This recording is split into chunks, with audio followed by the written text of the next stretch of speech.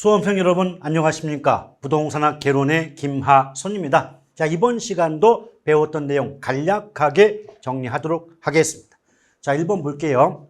부동산 시장에서는 수요와 공급의 불균형으로 인해 단기적으로 가격 형성이 왜곡될 가능성이 있으며, 잠깐 끊으면 항상 가격의 왜곡은 단기에 발생하는 거죠. 그리고 가격의 왜곡을 다른 말로 바꾸면 가치와 가격이 불일치한다, 또는 가치와 가격이 괴리된다, 이렇게 말을 바꿀 수 있는 거고요. 또 개별성의 특성은 부동산 상품의 표준화를 어렵게 할 뿐만 아니라 부동산 시장을 복잡하고 다양하게 한다. 맞는데요. 이 부분은 부동산 시장의 특성 중 상품의 비표준화성이죠. 근데 상품의 비표준화성 이외에 또 거래의 비공개성이라든가, 그렇죠? 또 시장의 비조직성, 시장의 비조직화성, 이런 것들이 모두 공통적인 글자가 B자 돌림이에요. 그러니까 B자 돌림이 나온다면 무조건 부동산 특성 중 개별성과 관계가 있더라. 이 점을 기억해 주시면 되겠습니다. 자, 2번 볼게요. 저급주택이 재개발되어, 이때 저급주택 이 말 대신에 하위계층의 사용주택, 이렇게 말을 바꿔도 상관이 없겠죠. 이것이 재개발되어, 이때 재개발 이 말 대신에 수선 개량을 거쳐, 이렇게 또 말을 바꿀 수 있는 거고요. 고소득 가구의 주택으로 사용이 전환된다. 이때 고소득 가구 이 말 대신에 상위계층의 주택으로 전환되는 현상을 상향 여과화한다. 맞죠? 또 주택의 개량 비용이, 즉 집을 고칠 때 들어가는 비용이 집을 고친 이후에 집값의 상승분보다 크다. 그럼 집 고치는 비용이 더 들어요. 그렇죠? 그럼 집을 고치는 비용이 더 든다면 대부분의 경우는 집을 고치지 않고 내버려 둘 것이기 때문에 주택의 질적인 수준이 계속 떨어지면서 보다 낮은 계층, 소득이 낮은 하위 계층의 주택으로 바뀔 수밖에 없겠죠. 그래서 하향 여과 과정이 발생하기 쉽다는 말은 옳은 표현에 해당이 되겠습니다. 자, 그 다음 3번을 볼게요. 지금 주거분리 나왔죠. 주거분리 현상은 말 그대로 고소득층의 주거지와 저소득층의 주거지가 분리되는 현상인 거 맞습니다. 그래서 주거분리 현상은 소득계층, 그러니까 소득계층에 따라서 주거지역이 나뉘어지는 현상이라고 볼 수가 있는 거고요. 또 주거분리는 도시 전체뿐 아니라 지리적으로 인접한 근린지역에서도 발생할 수가 있다. 맞습니다. 근데 우리가 보통 어떻게 말을 하냐면, 왜 고소득층의 주거지대, 우리말로 잘 사는 동네와 저소득층의 주거지대, 다른 말로 못 사는 동네가 왜 분리, 떨어져 위치할 수밖에 없겠는가라고 물어본다면, 주택 소비자 입장에서는 좋은 영향은 받고자 하지만 안 좋은 영향은 피하고자 하지 않겠습니까? 맞죠? 이것을 정의 외부 효과,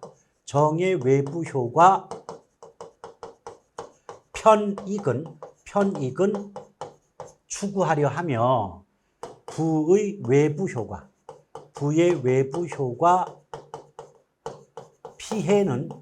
피해는 피하려 한다.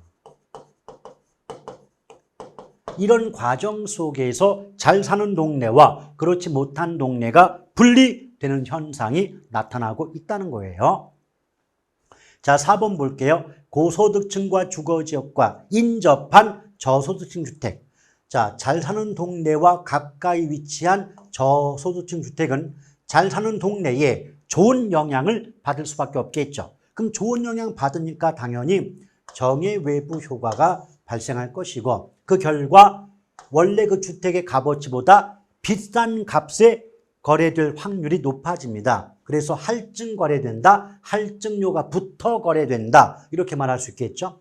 근데 반면에 저소득층 주거지역과 가까운 고소득층 주택은 못 사는 동네에 안 좋은 영향을 받게 된다는 거죠. 안 좋은 영향 받으니까 부의 외부 효과가 발생하게 되고 그 결과 원래 집의 값어치보다 싼 값에 거래될 확률이 높아지게 된다라고 보시면 됩니다. 자, 5번 볼게요. 준강성 효율적 시장이죠. 그럼 준강성 효율적 시장은 과거의 추세적 정보, 그러니까 과거의 추세적 정보가 결국은 한마디로 압축한다면 과거 정보죠. 그럼 과거 정보뿐 아니라 현재 새로 공표되는 정보, 그럼 압축하면 현재 정보입니다. 그럼 과거 정보뿐 아니라 현재 정보까지도 가치에 반영된 시장이 준강성 효율적 시장이고 가치에 반영된 정보를 가지고는 초과 이윤 얻을 수 없는 시장이 효율적 시장 아니었습니까? 그렇죠? 그래서 공식적으로 이용 가능한 정보, 이때 공식적으로 이용 가능한 정보는 결국은 과거 정보 및 현재 정보를 의미한다라고 보시면 되죠. 이걸 통해서 기본적 분석을 하더라도 초과 이윤 얻을 수 없는 시장이죠. 그리고 부동산 시장은 불완전 시장일지라도 할당 효율적 시장이 될 수가 있습니다. 왜 그럴까요? 이게 할당 효율적 시장은요, 일단은 초과 이윤을 얻을 수 없는 시장입니다. 그럼 시장을 완전 경쟁 시장과 불완전 경쟁 시장으로 구분해 보았을 때 완전 경쟁 시장은 그 자체로 초과 이윤 얻을 수 없기 때문에 언제나 할당 효율적 시장이 되는 게 맞아요. 근데 불완전 시장일지라도 뭐만 없으면 초과 이윤만 없으면 할당 효율적 시장이 될 수가 있는 겁니다. 그럼 구체적으로는요, 정보가 가지고 있는 값어치와 그 가치 있는 정보를 얻기 위해 지불하는 정보 비용이 일치한다면 결국 1억짜리 정보를 얻고자 내가 1억의 대가를 지불한다면 남는 떡고물이 없는 것 아닙니까? 그렇죠? 결과적으로 초과 이윤이 없게 되죠. 그래서 불완전 시장도 할당 효율적 시장이 될 수가 있게 되는 겁니다. 아시겠죠? 자, 6번 질문 볼게요. 리카도 나왔네요. 리카도는 고전경제학파 차액지대설 주장했죠. 그럼 지대 발생의 원인으로 비옥한 토지의 부족과 수확체감의 법칙을 제시하였다. 그래서 일단 비옥도란 말, 비옥이란 말이 나오거나 수확체감자가 붙으면 일단은 거의 무조건 리카도가 답이 되죠.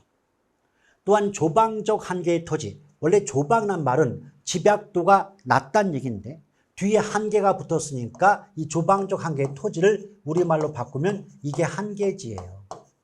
또는 최열등지라고 보셔도 상관이 없는 거고요. 그러니까 한계지 또는 최열등지에선 지대 발생 안 한다고 말한 게 고전학파고 거기에 가장 대표자가 리카도와 튀넨이 되는 거죠. 또 무지대 토지, 지대 발생 안 한다. 근데 절대지대설, 그러면 절대지대설 누구 거죠? 마르크스. 마르크스의 절대지대설에 의하면 토지의 소유 자체가, 토지의 사적 소유 자체가 지대 발생의 원인이 된다라고 말한 게 마르크스예요. 따라서 마르크스 입장에선 토지의 비옥도에 관계없이 토지가 있다면 무조건 지대는 발생한다라고 본 거죠. 그걸 좀 더 구체적으로 말한다면 한계지에서도 지대가 발생한다. 또는 한계지 밖에서도 토지 소유자가 요구하면 지대가 발생하게 된다. 이렇게 문장이 나오게 되는 거예요. 누구 거? 마르크스. 자, 7번 마샬 나왔죠? 마샬 나오면 벌써 준지대, 준지대. 그 준지대는 성격이 일시적 소득이죠. 일시적으로 토지와 유사한 성격을 가지는 생산 요소에 귀속되는 소득을 준지대로 설명하였다. 그리고 단기적으로 공급량이 일정한 생산 요소에 지급되는 소득으로 보았으며 헤이그가 주장한 마찰 비용으로 나오는데 이 마찰 비용에는 교통비와 지대가 포함된다는 것. 따라서 교통비와 지대의 합이 마찰 비용이 된다. 요 정도만 가볍게 알아두세요. 왜?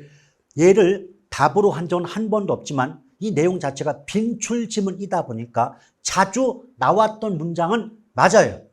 그러나 한 번도 답인 적은 없죠. 그래서 문장 자체로만 익혀두셔도 웬만한 기여는 있지 않는가 생각이 됩니다.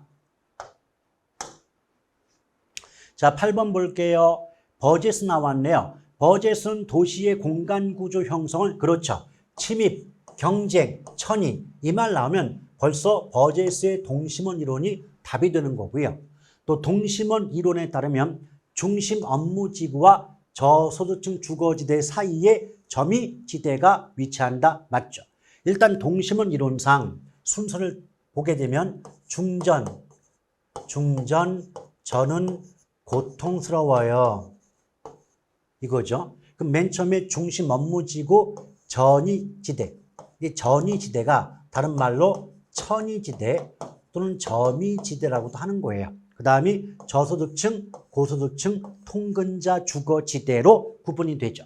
결국 이 문장은 뭐냐면 버젯의 동심원 이론에 의하면 중심 업무지구와 저소득층 주거지대 사이에 점이지대가 위치한다. 맞지 않습니까? 순서를 그대로 물어보는 경우도 있고 어디가 어디 사이에 위치한다고 써서 맞냐, 틀리냐 구분해 봐라 이렇게 출제하는 경우도 많습니다. 자, 9번 레일리의 소매 인력 법칙 나왔죠. 일단 인력자 나왔다면 뉴턴과 관계가 있죠. 그래서 뉴턴의 만유 인력 법칙을 응용한 이론이다 라고 보시면 되겠고, 또 인력 대신에 중력자를 집어넣을 수 있기 때문에 소매 인력 법칙 이 말 대신에 레일리의 중력 모형에 의하면 이라고 말을 바꿔서 출제하는 경우도 있습니다. 또 상거래 영향력은 두 도시 인구에 비례하고 거리의 제곱에 반비례한다. 보통 모의고사가 됐건 기출이 됐건 비례와 반비례 위치 바꿔서 틀리게 만드는 경향 많으니까 이 점만 조심한다면 어렵지 않고요. 또 허프가 나왔죠. 허프는 소비자가 특정 점포를 이용할 확률은 소비자와 점포와의 거리, 경쟁 점포의 수와 면적에 의해서 결정된다고 보았다. 맞습니다. 그래서 허프 이론을 확률 이론 그러고 또 다른 말로 하면 미시적 중심지론 이렇게 얘기하고 있는 거죠. 자, 10번 볼게요. 베버의 최소 비용 이론. 벌써 비용자가 붙었기 때문에 얘는 공급 측면의 공업 입지론에 해당이 되고요. 베버는 세 가지 요소를 공업 입지의 3요소로 제시했는데 첫 번째 수송비, 두 번째 노동비, 세 번째 집적 이익이죠. 물론 수송비 대신에 운송비, 노동비 대신에 인건비라고 해도 관계는 없고요. 두 번째, 수송비와 인건비는 비용이니까 최소가 되는 지점이겠지만 집적 이익은 이익이 되기 때문에 최대가 되는 지점이 최적의 공업 입지점에 해당이 된다고 보시면 되겠고요. 더불어 베버는 수송비를 가장 중시했다는 겁니다. 자, 그래서 비용이 최소화되는 지점이 공장, 이때 공장 대신에 기업이라고 말을 바꿔도 똑같은 말이에요. 최적 입지가 된다고 보았다. 맞습니다. 자, 이렇게 해서 빈출 지문을 가볍게 또 한번 정리하는 시간을 가져보았습니다. 자, 이번 주에도 힘차게 화이팅 하시고 열공의 바다로 빠지시길 바라겠습니다. 대단히 수고하셨습니다. 고맙습니다.